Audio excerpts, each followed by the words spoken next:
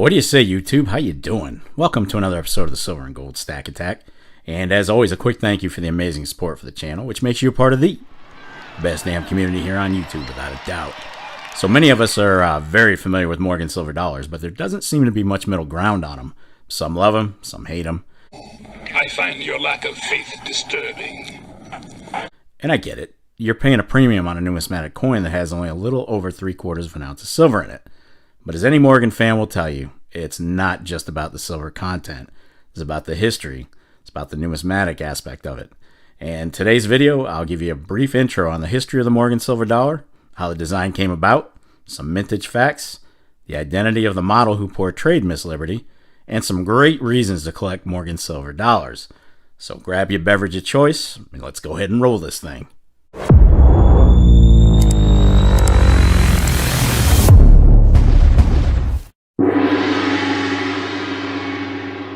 So to start off, it was more political pressure, not public demand, that brought the Morgan dollar into existence. There really was no need for a new silver dollar in the late 1870s, since the last dollar, the seat of Liberty, had been retired in 1873, and hardly anyone missed it.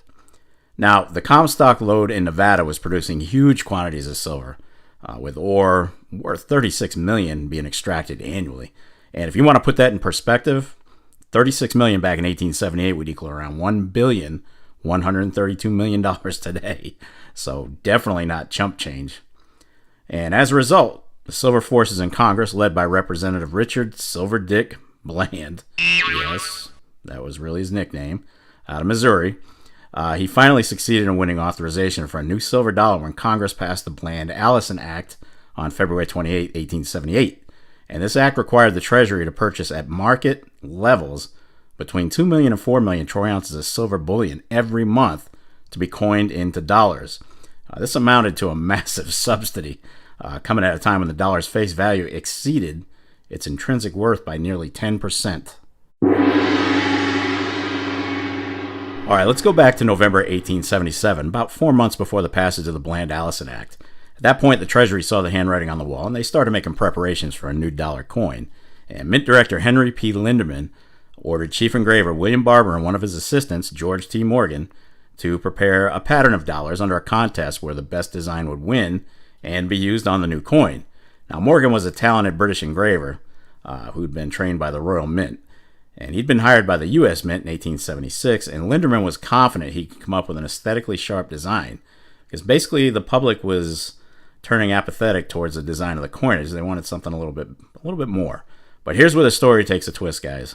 Linderman had already fixed this quote-unquote contest and decided he was going to allow Morgan to do the engraving since he'd been dissatisfied with the work of the two barbers, William and his son Charles, pictured here.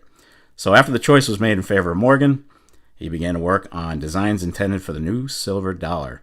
As you can imagine, this created just a bit of animosity between Morgan and the barbers. So after the decision had been made, Linderman ordered that a head of Liberty should replace the full-figure depiction that had been mainly in use up to that point, and Morgan's Miss Liberty design was born. Now that said, the finished coin did receive quite a bit of criticism about the eagle on the reverse, calling it scrawny, and naming the coin the buzzard dollar. It is what it is. You just can't please the masses. Now, there was one change made in the early 1878 mint run for Morgan's. Someone had apparently advised the mint that the eagle should have 7 tail feathers instead of the 8 being shown. Who knows who comes up with this stuff? And Linderman ordered this change. Now, as a result, some 1878 Morgans have 8 feathers, some 7, and some show 7/8. If I'm not mistaken, the 7/8 variety seems to be the scarcest. So really quickly, let's talk about Morgan mintage numbers. It's well known that more than 657 million Morgan dollars were struck from 1878 through 1904, with production taking place at the main mint in Philadelphia and also with branches in New Orleans, San Francisco, and Carson City, Nevada. Carson City production, as Morgan collectors well know, was generally a lot lower and ended altogether after that branch was closed in 1893. Now, the Morgan did come back for a final curtain call in 1921, when more than 86 million examples were produced under the terms of the Pittman Act in Philadelphia, San Francisco, and now Denver. But that turned out to be a double-edged sword, folks, because under the 1918 legislation, more than 270 million older silver dollars, or about roughly half of the existing stock of all Morgans, had been melted down. The law required replacements for those, but most were of the piece design. So that effectively replaced the Morgan at the end of 1921. So overall, right around 96 different date and mint combination Morgans were produced. Hundreds of millions were melted over the years by the government under the Pittman Act and the Silver Act of 1942, and by private refiners since the late 1960s, when rising silver prices made this profitable. But despite all that melting, Americans had more than enough Morgans to fill their daily needs, since the dollars were circulated regularly only in the West for the most part. And as a result, you had huge stockpiles remaining in the Treasury's vaults, as well as bank vaults nationwide. This explains why you find so many Morgan dollars so well preserved today, despite their age. Few of them saw actual use. So one last topic on the design aspect of the Morgan. Who exactly was Miss Liberty?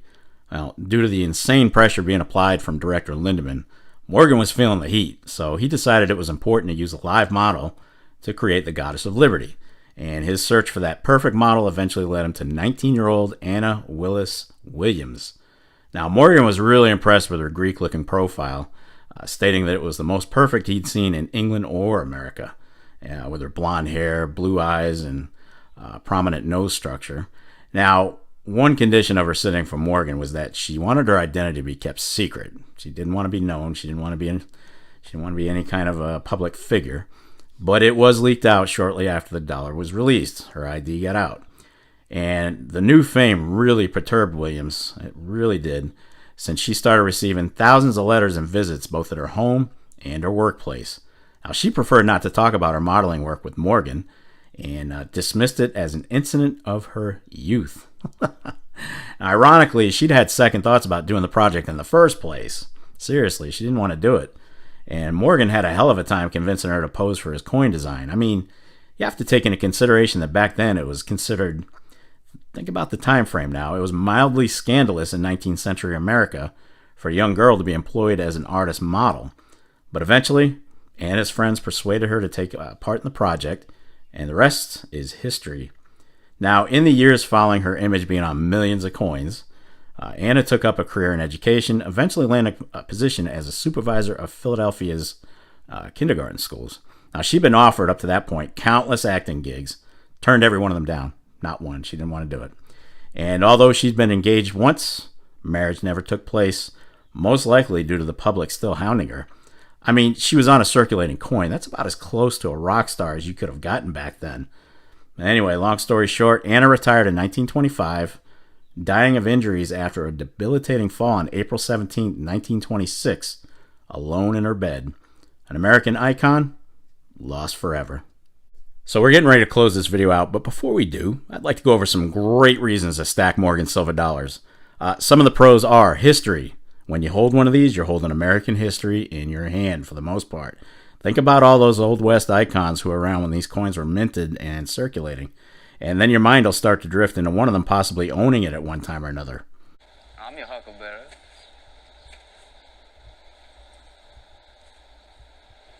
Now remember, Morgans were primarily used in the West. There's no telling what kind of amazing history they hold, if they could only talk, right? Another pro, availability. There are plenty of Morgans out there for us to buy, despite half of them being melted, and God knows how many during the melt years. Just about any LCS will have some in various conditions. And one more pro, due to that lack of circulation, you can often find these coins in absolutely pristine condition, with all the details intact. Now, make no mistake, I've seen some slicks out there and some hockey pucks, but hey, for the most part, I've managed to find some really, really good detailed Morgans out there. But with all the good points about Morgans, there is one huge con. If you're a completist trying to go after all the different mint issues, I think there was, 96 total, you're going to spend some serious coin, pun intended. There are some impossibly rare Morgans out there that are going to set you back in your finances if you decide to get them. The 1893s, 4s, and 5s are rare, and they're pricey. And Carson City issues are going to be pricey. You guys know that. And there are plenty of others within the line that have become scarce over the years, and they're going to cost you as well. Translation, if you take on the monster task of completing a Morgan album, it's going to cost you big time.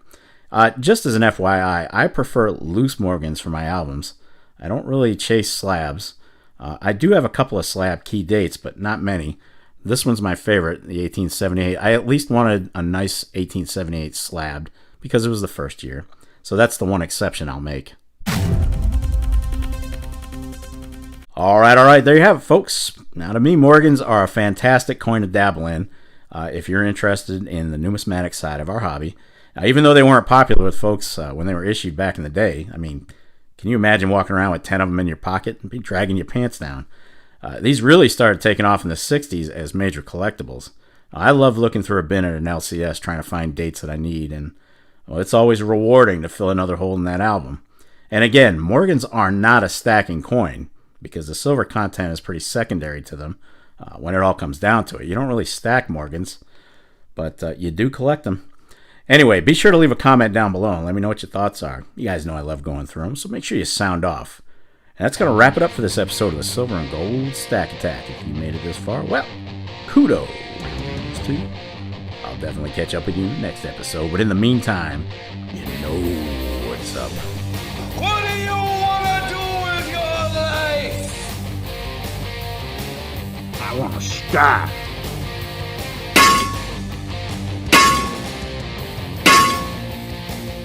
Damn right. Get stacked. Stay safe and be well, everyone. Have a fantastic week ahead. I am of here. Peace, folks.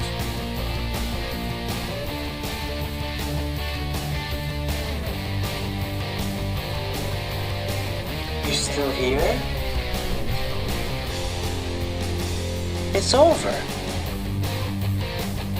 Go home.